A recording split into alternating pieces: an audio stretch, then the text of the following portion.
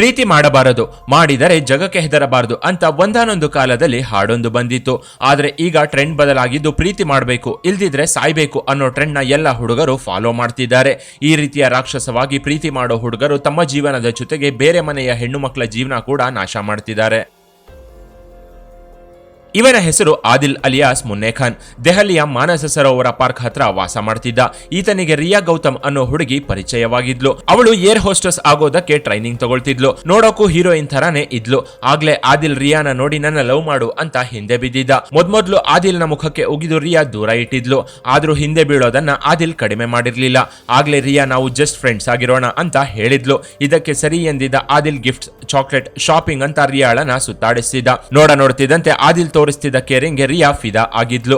ಆದ್ರೂ ರಿಯಾ ನನ್ನ dream air hostess ಆಗಿ ದೇಶ ವಿದೇಶಗಳನ್ನ ಸುತ್ತಬೇಕು ಅಂತ ಆದಿಲ್ನ ಕಂಟ್ರೋಲ್ ಮಾಡ್ತಿದ್ಲು.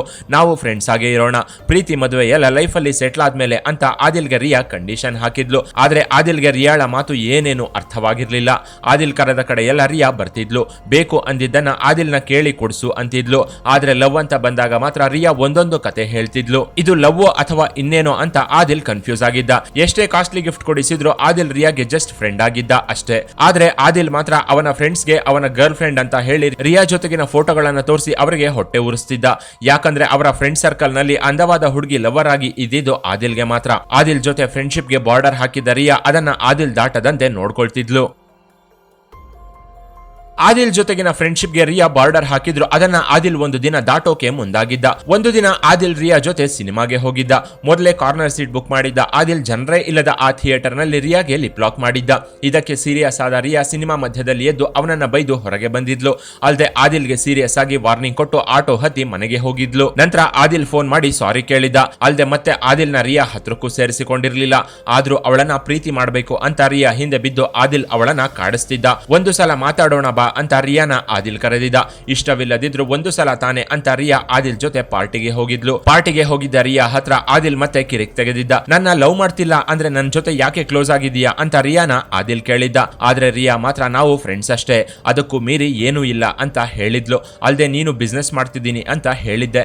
ಆದ್ರೆ ನೀನ್ ನೋಡಿದ್ರೆ ಕಾರ್ ಡ್ರೈವರ್ ಅಂತ ನನಗೆ ಗೊತ್ತಾಯ್ತು. ಅಲ್ದೆ ನಿನ್ನ ನಿಜವಾದ ಹೆಸರು ಮುನ್ನೆ ಖಾನ್ ಅಂತ ನನಗೆ ಗೊತ್ತಾಯ್ತು ಅಂತ ರಿಯಾ ಆದಿಲ್ನ ನಿಜವಾದ ಬಣ್ಣ ಬಯಲು ಮಾಡಿದ್ಲು.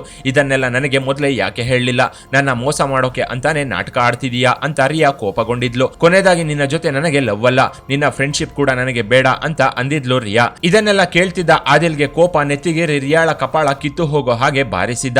ಆದಿಲ್ ಕೈಯಲ್ಲಿ ಏಟು ತಿಂದ ರಿಯಾ ಮನೆಗೆ ಬಂದು ತನ್ನ ತಂದೆ ತಾಯಿಗೆ ವಿಷಯವನ್ನ ತಿಳಿಸಿದ್ಲು. ಮಾನಸ ಸರೋವರ ಪಾರ್ಕ್ ಪೊಲೀಸ್ ಸ್ಟೇಷನ್ ನಲ್ಲಿ ರಿಯಾ ತಂದೆ ತಾಯಿ ಆದಿಲ್ ವಿರುದ್ಧ ಕಂಪ್ಲೇಂಟ್ ಕೊಟ್ಟಿದ್ರು. ಆದಿಲ್ ಅನ್ನೋ ವ್ಯಕ್ತಿ ನನ್ನ ಮಗಳನ್ನ ಪೀಡಿಸ್ತಿದ್ದಾನೆ, ಅಲ್ಲದೆ ಅವಳ ಮೇಲೆ ಹಲ್ಲೆ ಕೂಡ ಮಾಡಿದ್ದಾನೆ ಅಂತ ರಿಯಾ ತಂದೆ ತಾಯಿ ಪೊಲೀಸ್ ಕಂಪ್ಲೇಂಟ್ ಕೊಟ್ಟಿದ್ರು.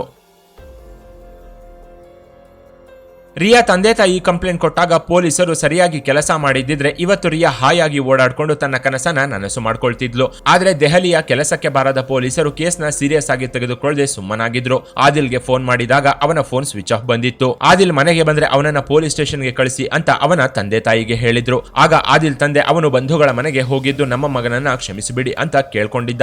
ಅಲ್ಲದೆ ಅವನು ಗುಜರಾತ್ಗೆ ಓಡೋಗಿದ್ದಾನೆ, ಇನ್ಮುಂದೆ ರಿಯಾಗೆ ತೊಂದರೆ ಇರಲ್ಲ ಅಂತ ಹೇಳಿದ್ದ. ಇಲ್ಲಿಗೆ ಕೆಲಸ ಮುಗೀತು ಅಂತ ಪೊಲೀಸರು ರಿಯಾ ಮನೆಯವರಿಗೆ ಏನೂ ಆಗಲ್ಲ ಬಿಡಿ ಅಂತ ಹೇಳಿ ಕಳಿಸಿದ್ರು. ಇನ್ನು ಆದಿಲ್ ಕಾಟ ತಪ್ತು ಅಂತಿದ್ದ ರಿಯಾಗೆ ಮತ್ತೆ ಆದಿಲ್ ಎದುರಾಗಿದ್ದ. ಪೊಲೀಸ್ ಕಂಪ್ಲೇಂಟ್ ಆದ 1 ತಿಂಗಳಿಗೆ ಆದಿಲ್ ಮತ್ತೆ ರಿಯಾಗೆ ಫೋನ್ ಮಾಡಿದ್ದ. ನಿನ್ನ ಜೊತೆ ಮಾತಾಡ್ಬೇಕು ಅಂತ ಆದಿಲ್ ರಿಯಾಗೆ ಟಾರ್ಚರ್ ಕೊಡೋಕೆ ಮತ್ತೆ ಶುರು ಮಾಡಿದ್ದ. ಆದ್ರೆ ರಿಯಾ ಮಾತ್ರ ನಿನ್ ಜೊತೆ ಮಾತಾಡೋಕೆ ಏನೂ ಇಲ್ಲ ಅಂತ ಹೇಳಿ ಫೋನ್ ಕಟ್ ಮಾಡಿದ್ಲು.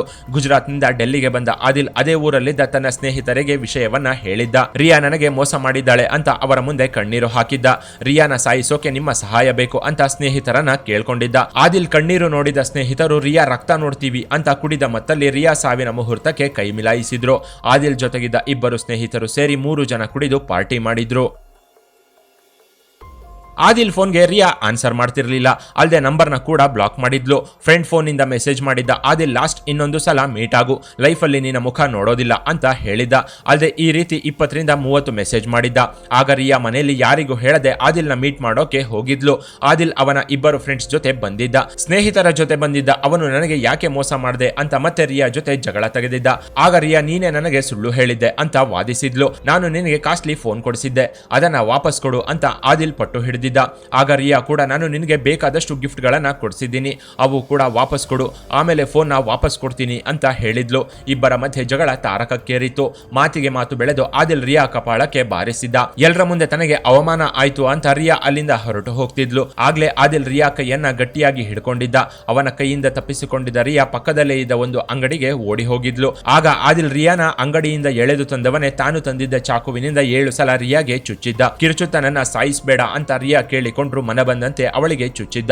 ಇಬ್ಬರು ಸ್ನೇಹಿತರು ಅವನ ಸಹಾಯಕ್ಕೆ ಇದ್ದ ಕಾರಣ ಸುತ್ತ ಜನ ಇದ್ರು ಯಾರು ಕೂಡ ರಿಯಾ ಸಹಾಯಕ್ಕೆ ಬಂದಿರಲಿಲ್ಲ. ರಿಯಾ ರಕ್ತದ ಮಡುವಿನಲ್ಲಿ ಬಿದ್ದು ಒದ್ದಾಡ್ತಿದ್ದಂತೆ ಆದಿಲ್ ಹಾಗೂ ಅವನ ಸ್ನೇಹಿತರು ಅಲ್ಲಿಂದ ಎಸ್ಕೇಪ್ ಆಗಿದ್ರು. ಬಳಿಕ ಸ್ಥಳೀಯರು ರಿಯಾನ ಹಾಸ್ಪಿಟಲ್ಗೆ ಸಾಗಿಸಿದ್ರು, ಪ್ರಯೋಜನವಾಗಿರಲಿಲ್ಲ.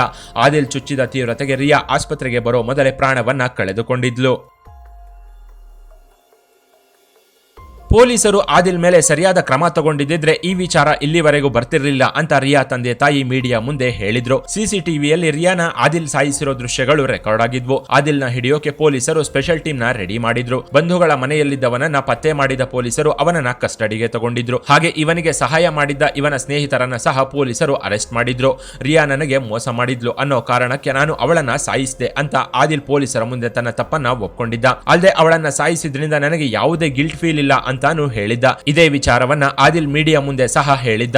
ಆದಿಲ್ ಕೊಲೆ ಮಾಡಿದ ಅಂತ ಸಾಕ್ಷಿಯಾಗಿ ಸಿಸಿಟಿವಿ ಹಾಗೂ ಮೀಡಿಯಾಗಳಲ್ಲಿ ಬಂದ ಮಾತನ್ನ ಪರಿಗಣಿಸಿದ ಕೋರ್ಟ್ ಆದಿಲ್ ಹಾಗೂ ಅವನ ಇಬ್ಬರು ಸ್ನೇಹಿತರಿಗೆ 10 ವರ್ಷ ಜೈಲು ಶಿಕ್ಷೆ ವಿಧಿಸಿತು. ಇನ್ನು ಇವನಿಗೆ ಕೊಟ್ಟ ಶಿಕ್ಷೆ ಕಡಿಮೆಯಾಯಿತು ಅಂತ ರಿಯಾ ತಂದೆ ತಾಯಿ ಕಣ್ಣೀರು ಹಾಕಿದ್ರು. ಪೊಲೀಸರು ಆದಿಲ್ ಮೇಲೆ ಸರಿಯಾದ ಕ್ರಮ ತಗೊಂಡಿದ್ದಿದ್ರೆ ಈ ವಿಚಾರ ಇಲ್ಲಿವರೆಗೂ ಬರ್ತಿರ್ಲಿಲ್ಲ ಅಂತ ರಿಯಾ ತಂದೆ ತಾಯಿ ಮೀಡಿಯಾ ಮುಂದೆ ಹೇಳಿದ್ರು. ಸಿಸಿಟಿವಿಯಲ್ಲಿ ರಿಯಾನ ಆದಿಲ್ ಸಾಯಿಸಿರೋ ದೃಶ್ಯಗಳು ರೆಕಾರ್ಡ್ ಆಗಿದ್ವು. ಆದಿಲ್ನ ಹಿಡಿಯೋಕೆ ಪೊಲೀಸರು ಸ್ಪೆಷಲ್ ಟೀಮ್ ನ ರೆಡಿ ಮಾಡಿದ್ರು. ಬಂಧುಗಳ ಮನೆಯಲ್ಲಿದ್ದವನನ್ನ ಪತ್ತೆ ಮಾಡಿದ ಪೊಲೀಸರು ಅವನನ್ನ ಕಸ್ಟಡಿಗೆ ತಗೊಂಡಿದ್ರು. ಹಾಗೆ ಇವನಿಗೆ ಸಹಾಯ ಮಾಡಿದ್ದ ಇವನ ಸ್ನೇಹಿತರನ್ನ ಸಹ ಪೊಲೀಸರು ಅರೆಸ್ಟ್ ಮಾಡಿದ್ರು. ರಿಯಾ ನನಗೆ ಮೋಸ ಮಾಡಿದ್ಲು ಅನ್ನೋ ಕಾರಣಕ್ಕೆ ನಾನು ಅವಳನ್ನ ಸಾಯಿಸಿದೆ ಅಂತ ಆದಿಲ್ ಪೊಲೀಸರ ಮುಂದೆ ತನ್ನ ತಪ್ಪನ್ನ ಒಪ್ಕೊಂಡಿದ್ದ. ಅಲ್ಲದೆ ಅವಳನ್ನ ಸಾಯಿಸಿದ್ರಿಂದ ನನಗೆ ಯಾವುದೇ ಗಿಲ್ಟ್ ಫೀಲ್ ಇಲ್ಲ ಅಂತಾನು ಹೇಳಿದ್ದ. ಇದೇ ವಿಚಾರವನ್ನ ಆದಿಲ್ ಮೀಡಿಯಾ ಮುಂದೆ ಸಹ ಹೇಳಿದ್ದ. ಆದಿಲ್ ಕೊಲೆ ಮಾಡಿದ ಅಂತ ಸಾಕ್ಷಿಯಾಗಿ ಸಿಸಿಟಿವಿ ಹಾಗೂ ಮೀಡಿಯಾಗಳಲ್ಲಿ ಬಂದ ಮಾತನ್ನ ಪರಿಗಣಿಸಿದ ಕೋರ್ಟ್ ಆದಿಲ್ ಹಾಗೂ ಅವನ ಇಬ್ಬರು ಸ್ನೇಹಿತರಿಗೆ 10 ವರ್ಷ ಜೈಲು ಶಿಕ್ಷೆ ವಿಧಿಸಿತು. ಇನ್ನು ಇವನಿಗೆ ಕೊಟ್ಟ ಶಿಕ್ಷೆ ಕಡಿಮೆಯಾಯಿತು ಅಂತ ರಿಯಾ ತಂದೆ ತಾಯಿ ಕಣ್ಣೀರು ಹಾಕಿದ್ರು.